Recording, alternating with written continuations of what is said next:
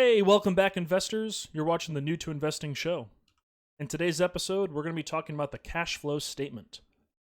Now, a cash flow statement is something a company is usually displaying to its investors, but we're going to be taking this statement and applying it to yourself to easily track your spending habits and your overall saving goals.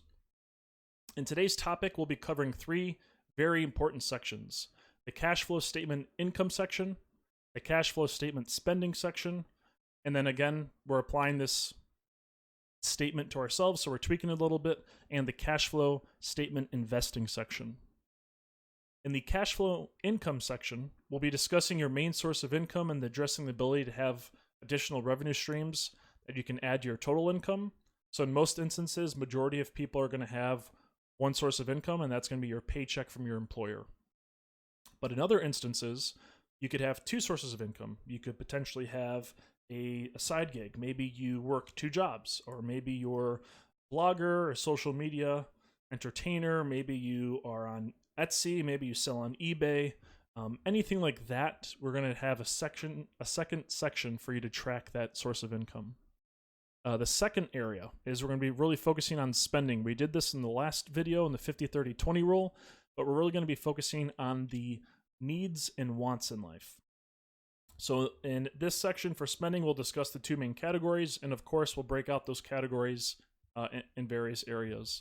And then of course we'll try to establish various budgets that you should have in place for yourself, and how you can pull that metadata out of your spending habits to correct it and take action in the future to help achieve your goals.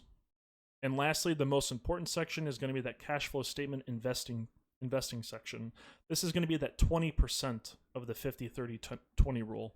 This section should be a section that you focus on first. Make sure that you are always hitting that 20% for investing, and your goals will be met month over month.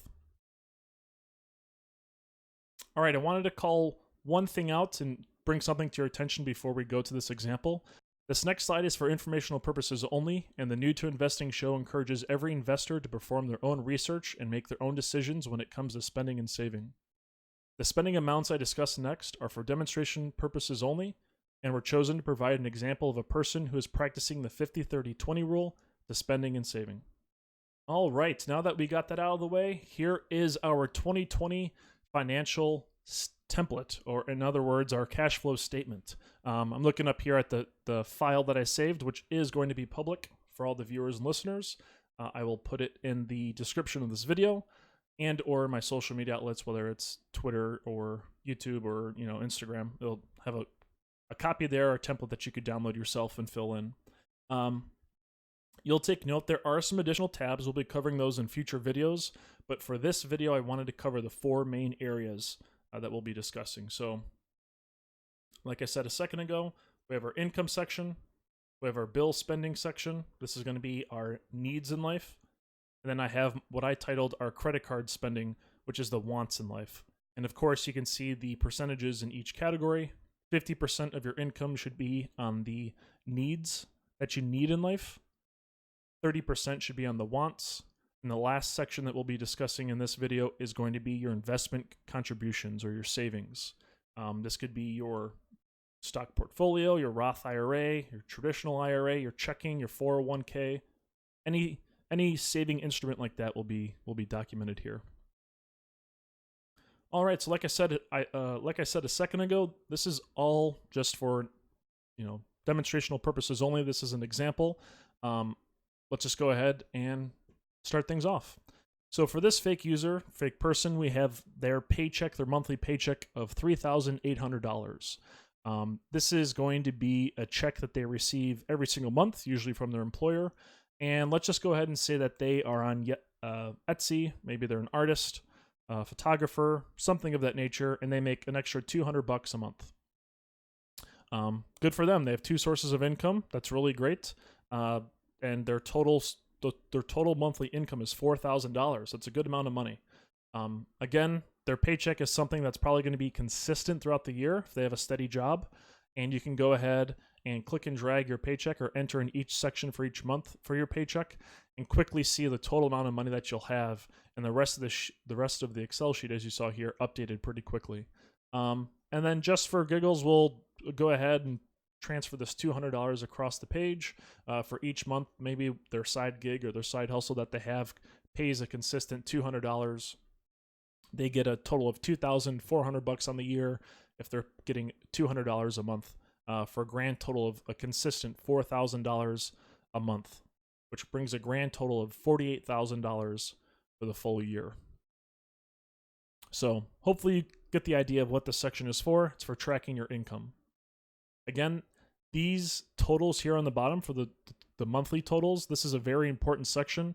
A lot of the other formulas used below are going to be pulling from this number here. So out of every single section, you want to make sure that this one's the most accurate. All right, let's go to the needs section, or what I call the bill spending section. For the rent/mortgage, obviously for some folks, maybe their jaw just dropped, but it isn't too unrealistic to have a rent or mortgage for $1,600. This could be someone who's living in LA, San Francisco, New York, Chicago, Atlanta, Miami. Rent is unfortunately pretty costly nowadays in major cities. Or maybe you're doing pretty well for yourself and you have a mortgage. You're a homeowner. Congratulations, and maybe your monthly mortgage is $1,600, something like that. Again, this is just an example. But obviously that's going to be the largest category for your bills or your needs section, as hopefully it is. The other categories that we have are going to be for internet for $50, gas for $40, power for $60, maybe your auto insurance is $50, phone bill is about $100. And then again, these two sections are up for debate, but I figured that usually majority of folks have two forms of entertainment that are always reoccurring. I think it's always important to have that source of entertainment. So I went with movies or videos for Netflix, and then of course for music I did iTunes. I do think these are two sections that everyone needs to have in their life. If you didn't subscribe or didn't have any source of entertainment, I think your life would be pretty gloomy and tough to stay happy throughout the year. So I usually put aside two areas for my needs in life for entertainment, and in this example we're using Netflix and iTunes. All right, so now that we've established those needs in life, that's going to bring us a grand total of $1,927.42. And as you can see here, we perform that calculation automatically. That's going to be about 48.19% of our income. That is right under our goal of 50%. This is awesome. Maybe you had a third section here for your bill spending. Maybe you have a gym membership and that's $50 a month. That probably would bring us over that 50%. But let's just go ahead and do a quick calculation. You can see here as I click and drag the numbers over one by one, because in a lot of instances, most bills are consistent, or at least in my life they are. You can see these numbers are updating automatically. In this instance, we have this calculation is incorrect because I had updated my formula. But if we just click and drag the formula over, it will update the entire section. And of course, since these totals are the same amount, you'll see that the percentage used is the exact same again. So I think this points out a really good, that little error right there is something I wanted to point out. That if you do mess with the sheet, since I will be providing a template and a copy, you want to make sure that your formulas, especially up here, stay consistent. In that instance, I was doing a quick update for this episode, and I forgot to click and drag over. But again, I'll go double check and make sure that everything is up to date as it should be. But in this instance, you can see that all of our needs in life are calculating to the same amount. What you could do, if one of my goals in 2019 was to have this be consistent, you could go ahead and click and drag this all the way through, and you can see that every single number updates for my total spend, my percentage used, and for my total remaining. And again, you can see your totals for each section here for the year. These are my yearly totals. Just to keep things simple and not confusing, we'll undo that real fast. All right, so now that we've established we have our source of income, our paycheck, our side hustle, or other source of income if you're selling on Etsy or something like that, we have a grand total of $4,000 for your income. For your bill spending or your needs in life, we're sitting right at $1,927.42, or 48.19% of your income. Now over to one of the most important sections, in my opinion. This is going to be the needs in life. This is going to be the section where you have the most control and a section that you're going to be able to make the most change to help better your savings. All right, so to start things off, we have a couple different categories. We have clothing, entertainment, food, groceries, rideshare, travel, and healthcare. These were sections that I personally found to be most useful. That's based on my spending habits. That's based on my lifestyle. Every viewer and listener is going to have it slightly different. I could have broken down this even further to maybe 20 sections, but I figured I wanted to get a kind of high-level overview of my spending habits. I didn't need a deep dive to make any sort of corrective actions. I think for the average investor, the average saver, the average person who's trying to manage their money, these sections should be good enough. You can maybe break down entertainment and how you're spending your money in entertainment and what activities you're doing the most to have fun, but again, that's up to you. All you would have to do is add in a new row, and the formula should update on their own. And then the one quick section I wanted to call out, not every month is going to be the same. For a lot of people during the spring, summertime, when it's nicer weather, you're doing a little bit more activities. I made sure to leave a section for notes, and then again, note cost. These aren't going to be taken into consideration when doing these calculations, but it's just a quick kind of area to highlight any large amounts of spending. So although we had $400 for entertainment in the month of January, maybe in February we went to a wedding, we went, go travel somewhere, or maybe that entertainment turned out to be $600. You could make a quick note and say you went on vacation like I did up top here. And you can do a quick call out to say it was $600. Just a nice little section. That way you can kind of get a quick insight as to why there was a $200 difference month over month for that certain area. Now, I hinted it back at the bill spending, but especially for your wants in life, your credit card spending, you want to make sure that these areas are pretty consistent, because that way you can maintain that 30% of your paycheck. So one of my goals for 2019 was to have my entertainment, food, and grocery budget. Once I found my kind of consistent dollar amount that I was spending in these three areas, I tried to set a budget for each category and try to hold myself underneath that dollar amount moving forward for the second half of the year. And hopefully we'll be able to be something that you could do as well. But as you can see here, these dollar amounts: $100 for clothing, $400 for entertainment, $200 for food, $200 for groceries, $120 for ride shares if you're, ride sharing to work, or $80 for travel. You take a train somewhere, $100 for healthcare. That's going to be a grand total of $1,200, and that's going to be exactly 30% of our income.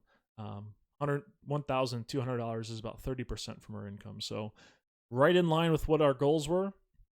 Again, back in January, we had 48.19% of our bill spending of our needs in life being taken from our income. And then if you go down here to our credit card spending or our wants, we have about 30% of that going towards our wants. So what does that leave us with? Fortunately for this fake person, we have left over 21.81% for our investments, for our savings. That should be applauded. This person here was 1.81% better than what they should be, 20 again being 20% for your savings. And so they can throw more of that money into whatever category they deem necessary or whatever category they want. So now that we have a total of $872.58 remaining, we can apply that to our investments. Let's go ahead and first start out with the portfolio. Maybe this user, their goal is to always invest $500 in their portfolio, and that's going to be a grand total of $6,000. You can obviously quickly enter in the numbers and play around with things to see where that would bring you for the yearly total. But for this user, let's just say for this month, they put $500 into their stock portfolio. Good amount of money.